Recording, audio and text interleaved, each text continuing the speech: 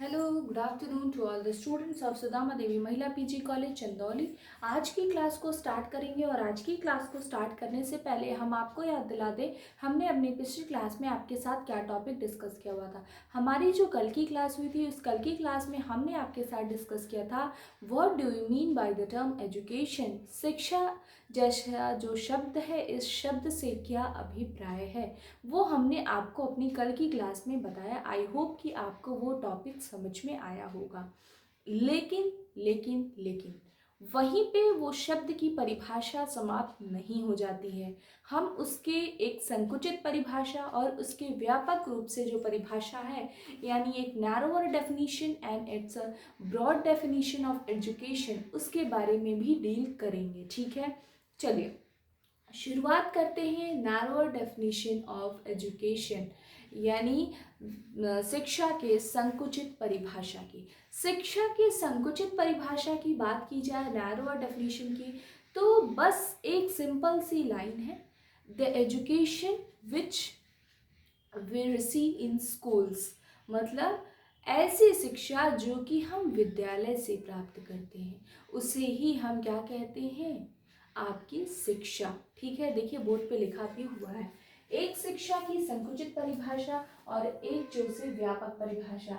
यानी संकुचित परिभाषा या फिर नैरोअर मीनिंग की बात की जाए तो बालक को विद्यालय में प्रदान की जाने वाली शिक्षा को ही हम क्या कहते हैं, प्रदान की जाने वाली शिक्षा से है। मतलब कि जो नैरोअर डेफिनेशन है, इस नैरोअर डेफिनेशन के हिसाब से जो बच्चा विद्यालय में जाके ज्ञान प्राप्त करता है, शिक्षा ग्रहण कर रहा है, जानकारी प्राप्त कर रहा है, उसी जानकारी उसी ज्ञान को ही क्या नाम दिया, शिक्षा का संकुचित परिभाषा। आप स्कूल्स में जाते हो, आप सब स्कूल अपना कंप्लीट करके ही अपने कॉलेज लाइफ में एंटर किए होंगे। आप स्कूल में जाते हो, स्कूल में जाने से क्या होता है, आप हमेशा क्या बने रहते हो, पंक्चुअल बने रहते हो, समय के पाबंद रहते हो। आपको पता है कि अगर आपके स्कूल का टाइमिंग 8 बजे है और 8:05 से प्रेयर स्टार्ट हो जाते हैं, तो आप कहीं ना कहीं हर एक बच्चा कोशिश करता है कि समय से स्कूल में पहुंचा जाए, अदरवाइज हमको पनिशमेंट मिलेगी ना।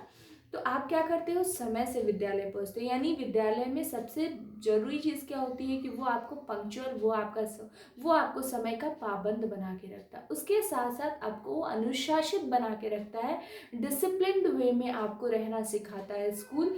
और एक सबसे अच्छी चीज़ हमारे स्कूल की हो, कॉलेज की हो, किसी की भी हो, ये होती है कि आप कहीं से भी आए हो, कितनी भी बड़े घर से आए हो, कितनी भी आपके पास पैसा हो ना हो, इट डजेंट मैटर। जब आप बैठते हो या आप स्कूल में आए तो हर एक बच्चा एक समान लगे, इसके लिए क्या होता है, ड्रेस की फैसिलिटी होती है कहीं भी। क्योंकि आपको पता है आप और हम जिस समाज में रहते हैं उस समाज में ऊंच नीच भेदभाव जैसे जो शब्द हैं वो आज भी हमारे इस समाज में व्याप्त है।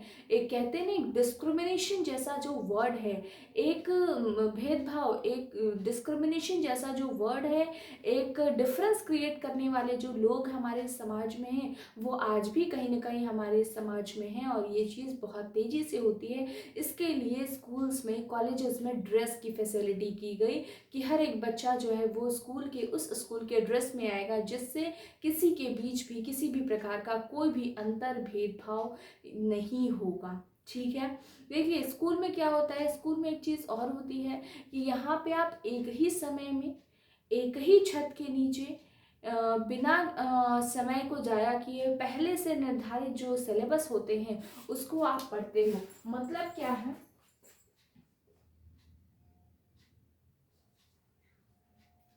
फिक्स टाइम, निर्धारित समय, फिक्स्ड सिलेबस, निर्धारित पाठ्यक्रम, फिक्स टाइम हो गया, फिक्स सिलेबस हो गया।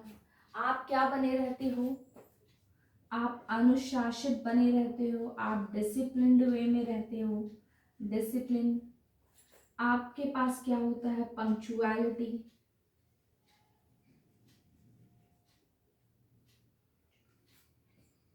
पंक्चुअलिटी आप क्या